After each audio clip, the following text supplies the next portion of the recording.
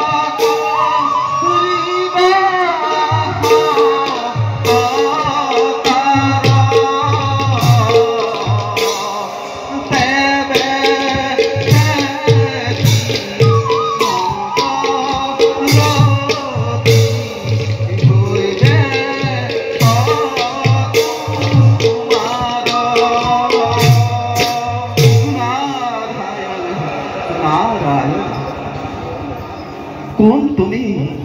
সুন্দৰ বালক অকলে অকলে ইয়াত কি কৰিছা মই দৈত্যৰাজ হিৰণ্যকশিপুৰৰ পুত্ৰ নাম মোৰ প্ৰহ্লাদ আপুনি বাৰু কোন আপোনাৰ গীতবোৰ শুনি মোৰ ইমান যে ভাল লাগে মোকো বা তেনেবোৰ গীত শিকাবনে আপুনি বাছা প্ৰহ্লাদ গীত গাই গাই ঘূৰি ফুৰে আমাৰ নিচিনা সন্যাসী ফকীৰবিলাকেহে যাৰ খাবলৈ এমুঠি অন্ন নাই যাৰ পিন্ধিবলৈ এখনি ভাল বস্ত্ৰ নাই তেওঁলোকেহে হৰিনাম শ্ৰৱণ কীৰ্তন কৰি ভাল পায় তেনেস্থলত তুমি হলা দৈত্যৰাজ হিৰণ্যকশিপুৰৰ পুত্ৰ তোমাৰ আকৌ হৰিনামৰ আৱশ্যক ক'ত পাছা আপোনাক হৰি দৈত্যৰ ৰজা হলে হৰিনাম গাব নাপায় বুলি আপোনাক ৰজাৰ ল'ৰা হলে হৰিনাম গাব নিশ্চয় পাৰে প্ৰহ্লাদ কিন্তু তোমাৰ পিতৃ হৰিৰ ঘোৰ শত্ৰু তুমি হৰিনাম শ্ৰৱণ কীৰ্তন কৰিলে তোমাক পিতাৰে খং কৰিব নহয় প্ৰহ্লাদ মোৰ পিতৃয়ে শ্ৰী হৰিক ঘোৰ শত্ৰু বুলি ভাবিছে কিয় তেওঁ জানো একেজন ঈশ্বৰৰে সৰ্জন নহয় নিশ্চয় নিশ্চয় প্ৰহ্লাদ সকলোকে একেজন ঈশ্বৰে সৃজন কৰিছে কিন্তু এই কথা তোমাৰ পিতৃয়ে কদাপিতো মানি নলয় তাৰ কাৰণে আপুনি চিন্তা নকৰিব মই মোৰ পিতৃক বুজাম তেওঁ মোৰ কথা বুজি পাব কাৰণ তেওঁ মোক বৰ ভাল পায় নিশ্চয় নিশ্চয় প্ৰহ্লাদ তুমি ইচ্ছা কৰিলে নিশ্চয় পাৰিবা বাৰু ব'লা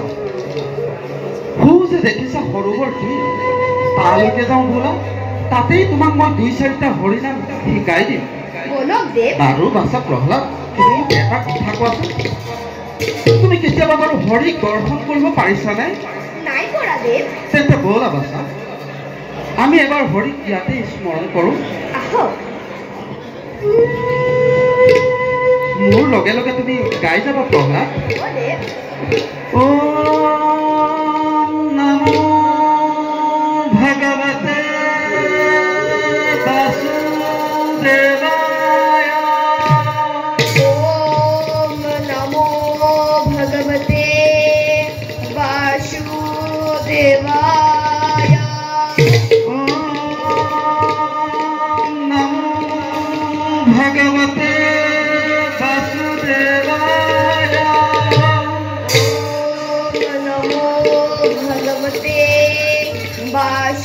वासुदेवाय ओम नमो भगवते वासुदेवाय ओम नमो भगवते वासुदेवाय খুব চোৱা প্ৰহ্লাদ, খুব চোৱা তোমাৰ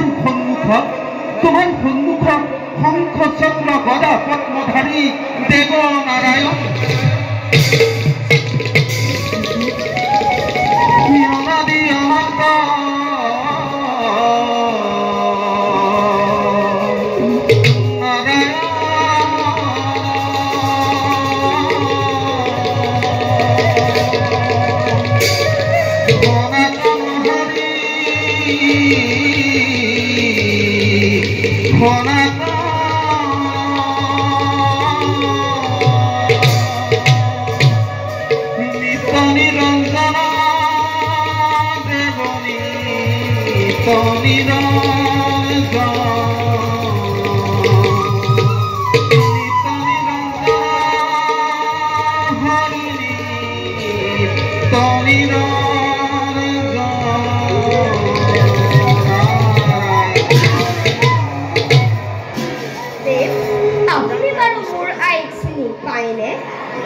এই কথা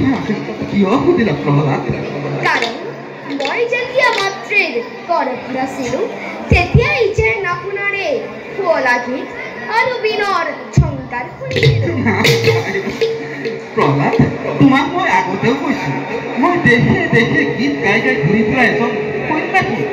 কেতিয়াবা নিশ্চয় ক'ৰবাত শুনিব পাৰো। এইবোৰ বাদ দিয়া, খুব অলপ দূৰতে মোৰ আশ্ৰম আছে, তালৈকে যাওঁ বোলা। তাতেই তোমাক আৰু কেইটামান গীত শিকাই দিম। কিন্তু মই ইয়াতে আৰম্ভ কৰিম, মোৰ লগত তুমি সহযোগ কৰি যাবা। হৰি হৰি